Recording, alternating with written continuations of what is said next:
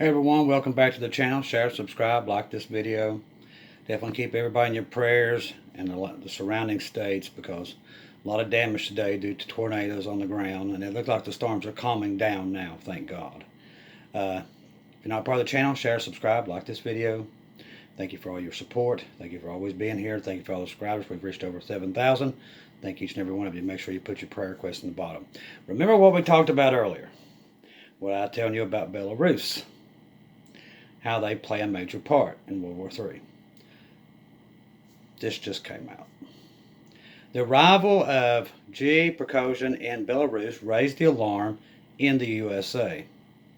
Britain, Poland, Lithuania, and Ukraine officials of these countries informed that Prigozhin's forces are now targeting Kiev.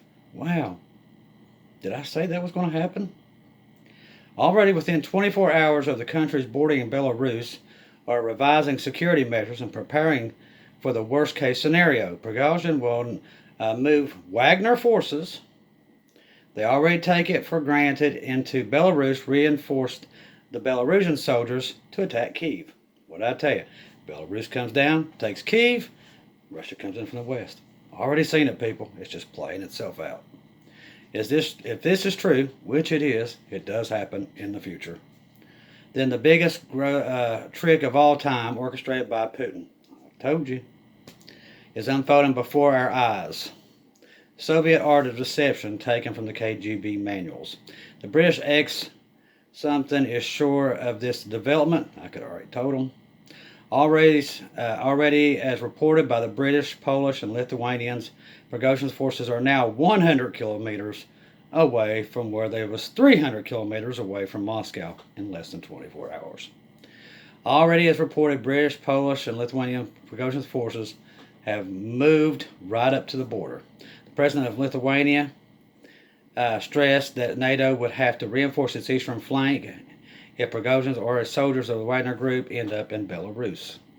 I already tell you it's going to happen.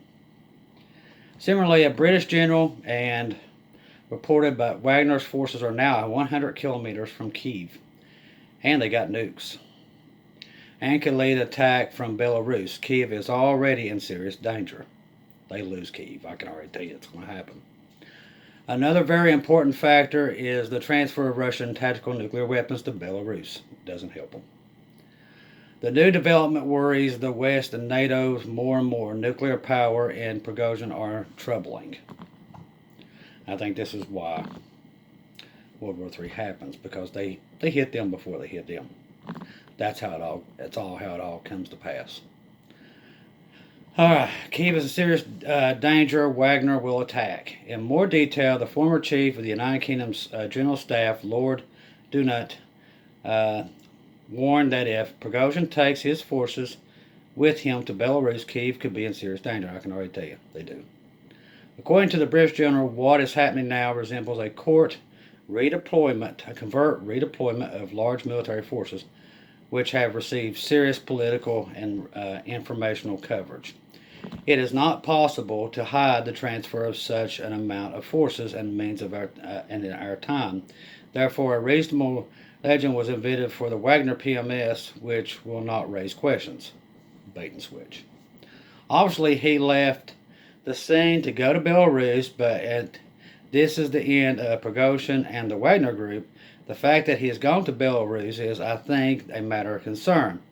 What we do know, what we will find out in the coming hours and days, is how many of his soldiers have actually gone with him.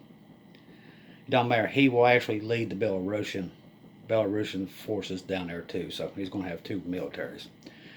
It has gone to Belarus with the effect of military force. Then he again presents a threat to the Ukrainian side, and he will be closer to Kiev. But we were just talking about this morning. I told you exactly what would happen.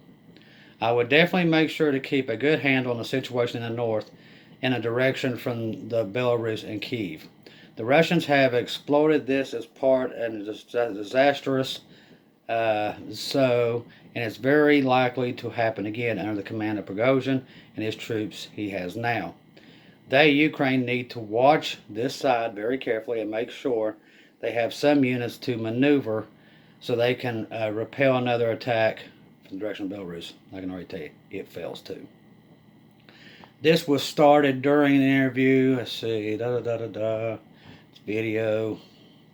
We cannot rule out the possibility that was actually orchestrated event by Kremlin, perhaps to purge top officials, but also to test people's faith in the military and other officials. I can't see Prigozhin riding off into the sunset with a tractor in Belarus, or digging potatoes there, or going somewhere in the African jungle. It all ended a little too quickly and too neatly for my liking. Prigozhin commands a large force. Commands a force larger than the armies of some medium-sized countries in Europe. And don't forget that he has an incredible amount of resources in Africa.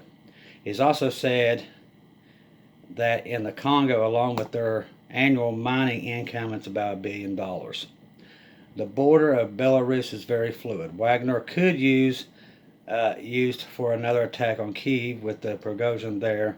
His taxes is quite lethal.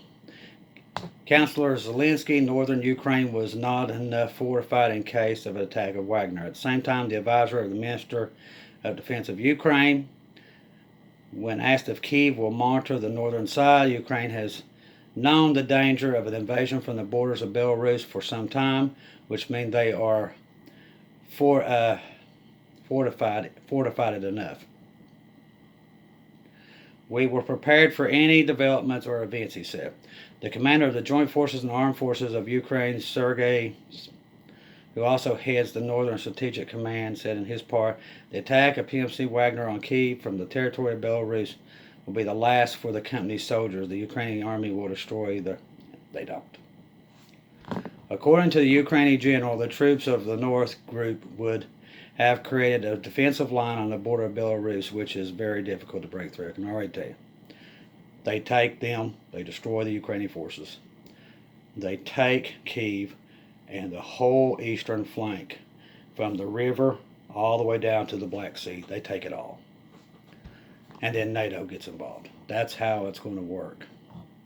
It looks like that's about it on that. I just thought that was funny. We were just talking about that. But I've already told you the outcome. I told you months ago that Belarus would get the weapons, and they've got them. Everybody's dreams of this area is coming to pass straight. So far, everything's right on line. Everything.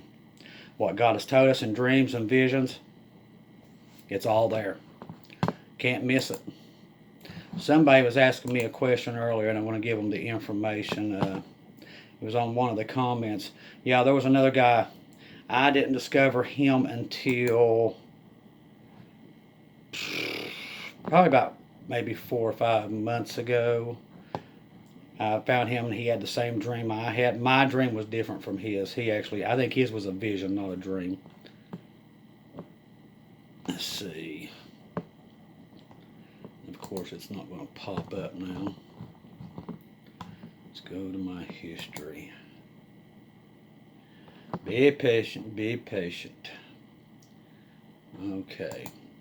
His is called, of course, it wants to be a dodo head. I'll give you the prophecy. Here in a second, if I can find it again. YouTube's being a tool as usual. It's Pastor Phillips Barnett.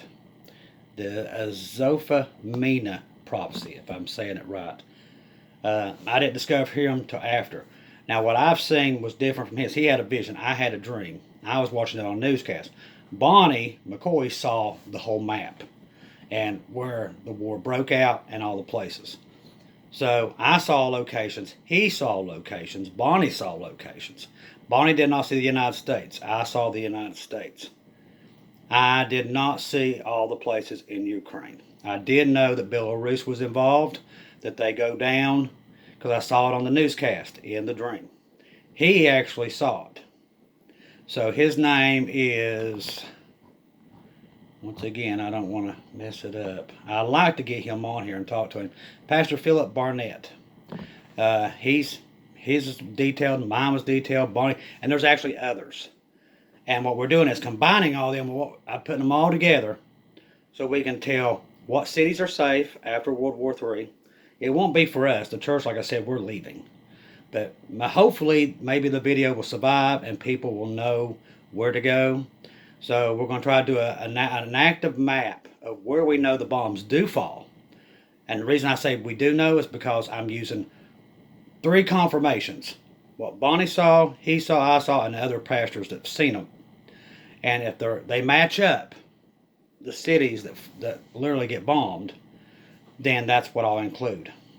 What I know for I did not see West Virginia or Kentucky on the map that they was not, but they do get fallout, but they're not bombed. Now remember, nuclear war is different from a nuclear silo problem. Okay, a nuclear bomb, say you have 2 dropped in your state, within 14 days, maybe a little bit longer, depends on the yield, that radiation will blow out and you can go outside again. Different when you have like a nuclear reactor in your backyard and it explodes. We're talking thousands of years. They're different.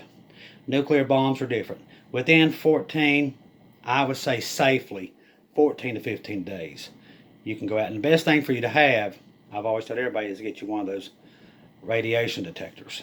You know, like I said, the church, you don't have to worry about your leaving. But this is for people that might be left and hear this video and see it, you know, which they won't be able to buy a radiation detector after this. There won't be no more stores. That's going to be done. Like I said, a lot of this stuff's wrapping up. Sports, entertainment, movies, all that stuff's going to be gone. It's going to be like that. Everybody that's so used to going to ball games and doing all that stuff, I'm telling you, they ain't going to know how to react. No internet. It's going to be bad for a long time. Some places will never get it back. Places up north, one of the bombs does not go off over, and the dream that I had, I noticed that, and his was the same thing. I saw it on a report. He actually saw it detonate over the northern part of the United States. It detonated, didn't hit the ground. So that was one big EMP that fried everything up north. So everything up north, you can forget about it. There's no internet going to ever be back there. Not in, well, never. Because 1,000-year reign starts in 2030. So that's 2 of us saw the same thing in the same place. Same county, same everything. So it's not coincidence. It's confirmation that these events are coming. That's why I said, rapture's imminent, people.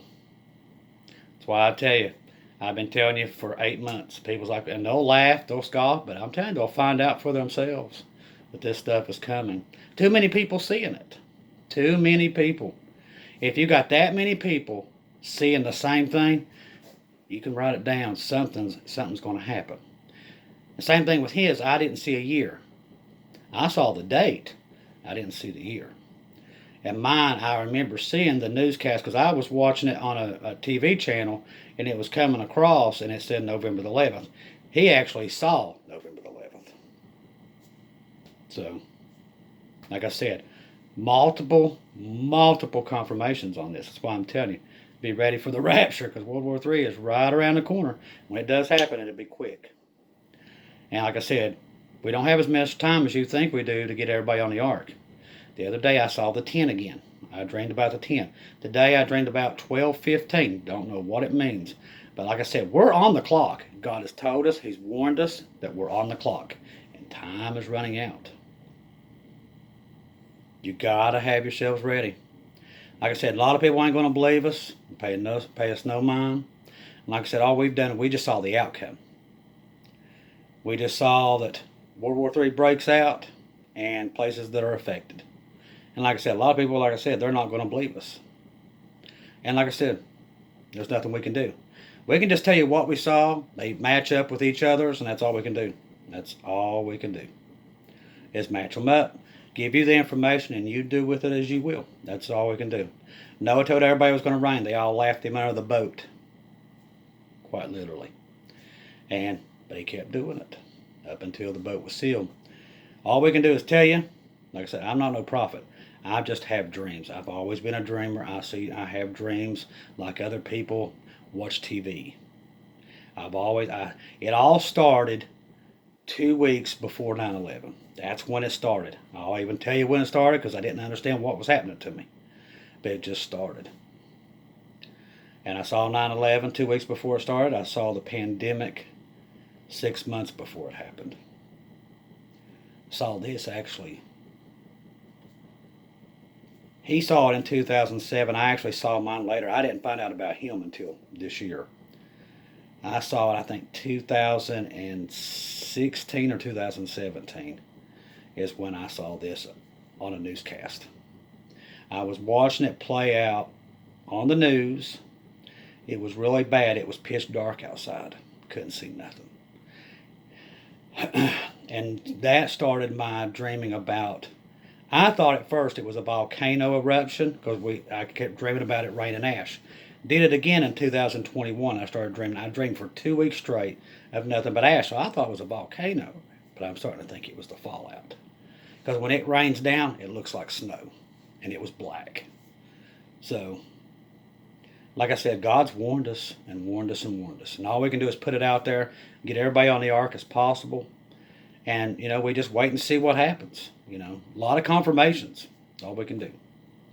If you're saved, you're ready to go.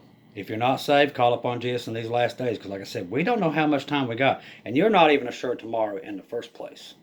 So why not be with Jesus? He wants to spend eternity with you. Died on the cross for your past, present, and future sins. So if you believe that and have faith in Jesus, walk away from your past. You're ready to get out of here. And you don't have to sit and deal with this stuff. Because the other people are like, oh, the church has to have this wrath and everything. Well, they're going to get the wrath. They won't survive it. Most of them won't. They don't get a chance to fight the Antichrist. We're going to fight him, yeah. Good luck with that. Hillbilly Bob, you're going to need it. Trust me, I wouldn't want my worst enemy to even go through the World War III part. That's a baby compared to the rest of it. And that's bad. But you know what? You can only do what you can do. And just tell them and warn them. God told me don't argue with people. Let them go. Just go to the next. And that's what I've been doing. I don't sit and argue with them in the comments. Don't pay them any mind. It's up to them. They have free will. That's all they got. If they want to stay here and they think that Jesus wasn't good enough for them, what he did on the cross, and they've got to go through the wrath, God will give it to them if that's what they want. There's nothing you can do. I love each and every one of you. Thank you for being here. Pray for your brothers and sisters, especially with these storms and everything else. Pray for also everybody in Ukraine, Russia, all over the world. Pray for every soul that rejects the Holy Spirit. Pray for the politicians to turn themselves around before it's too late. Because, they're your brothers and sisters too. They're just corrupt all over the world.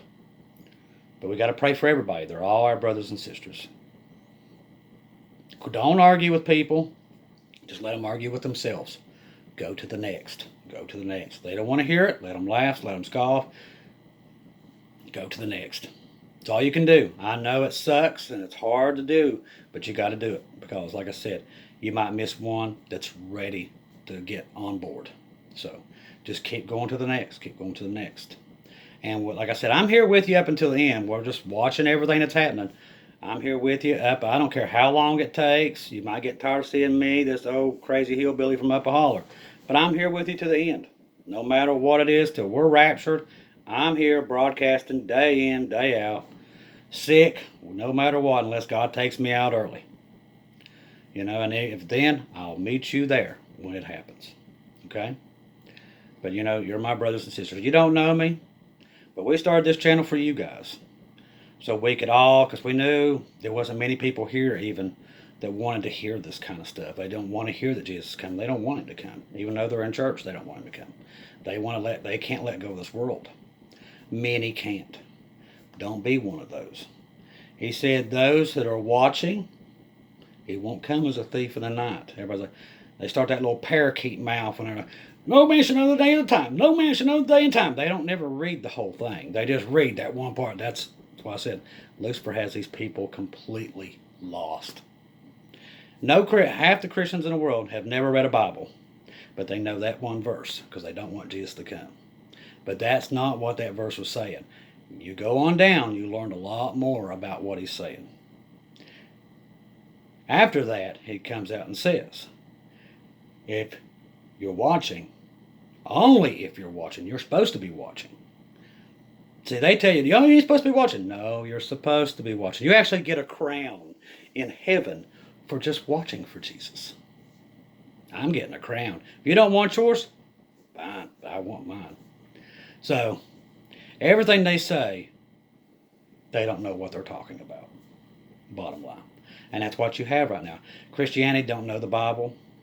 They don't know what they're doing. They just make it up as they go. And that's why we're in the apostasy and the great falling away. We've already passed that. The church is falling on. It's down to its bottom bricks. It's gone. There is no church. It is down to the bottom bricks. Oh, there's great revival's going to happen. Honey, there is no great revival can save the church. It's past gone. We're at the end now. There's no time for it. It had a great revival back in the 80s. That's what he was talking about. And then what they do, they misused it and misguided it, and it just fell apart. Because they're too busy worried about themselves or judging other people. That's what they do. Or fight with each other. If you see Christians, they're always fighting with each other. That's all they want to do. Don't be one of those. Try to help people. Don't fight with them. The fighting is why the church is so gone and nobody wants to even talk to these people anymore. They've ran everybody off because they're miserable human beings and they want you to be miserable. And they can't make me miserable. I know Jesus is coming. I'm leaving. If they want to be miserable, they can stay here and be miserable by themselves. But I'm going where there's a happy place. Not with this bunch that are just so miserable they want to make your life miserable. And a lot of them do. And I'm telling you, that's why people don't want to be in the church. People are just judgmental. They do that. I'm like, listen, you judge, you get judged. And a lot of people are going to get judged for being judges. Yeah, you're supposed to watch people for their fruit. But you ain't supposed to tell everybody, oh, I know they're going to hell. I know they're going to hell. And that's what they're doing. And that's going to get them in a lot of trouble. You don't know people's hearts. You better keep your mouth shut. I don't get in God's business. What you do between you and God, that's you. I don't go, well, that person, it looks like they're doing really bad. I don't know that person. But these people act like they're gods, and they're trying to be God. That's not their job. Their job is to minister to people to get them saved, not judge them. A lot of them's going to get a rude awakening very soon. Very soon. They're going to get like a little burger hut in heaven. Or they're going to get a house with no roof because they're not doing, they're not helping the matters at all. Yeah, works don't get you in heaven. But, when you're working for God, when you get saved, you want to do things for God because He's done things for you. That's not works. That's doing it because you love God and you love Jesus. But a lot of people think you got to do that stuff to get into heaven. Jesus did everything. There's nothing you can do on this earth except believe. And if you believe in Jesus and believe that He died and rose again on the third day, you're rapture ready. Don't let any of these people tell you any different because they'll tell you, you got to do everything. We do the hokey pokey, eat your rainbow Skittles, and go have lunch with E.T., or you can't get saved. And that's Lucifer. That's not God. I'm telling you, it's very easy. You believe, you have faith. Trust in the grace, people. Trust in the blood of Jesus Christ. That's the only way you're going to get in. You're a sinner, you're going to sin every day. You sin just by waking up. I mean, every little sin. Don't matter if you're homosexual, all the way down to, spitting in your driveway. One sin is equivalent to the other sins. They're all the same. It's hard to believe, but it's just the truth. Sin is a sin. You're not no better or no perfect than anybody. Only one was. He already did it. He already took out sins. All the sins are paid for. Once you're saved, that's it. Can't lose your salvation, people. I know they'll sit and argue with you up and down. But these people, they're just miserable human beings, and they cannot, for the life of them, be happy for people. I don't know why. I don't know if they're just miserable or just Lucifer just tortures them and lets them use them as a tool. And I think that's what a lot of it is. We're busy fighting while so many are skirting right under us, and they're going to be lost. And we're going to answer for those. One way or another. You think you won't, but I promise you, you will. While you're busy arguing and trying to judgmental everybody, people are falling right under the rug of you. Jesus is going to say, well, why was you judging when you had 4 or 5 going right underneath you and you didn't even care?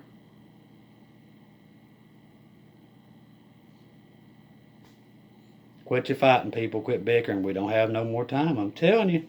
I've warned you and warned you and warned you. God has told me and warned you, warned you, warned you. And it's going to get to where he quits. Stop your bickering. Help your brothers and sisters in the last days and get them on the ark, okay? We're out of time. I love each and every one of you. Thank you for being here.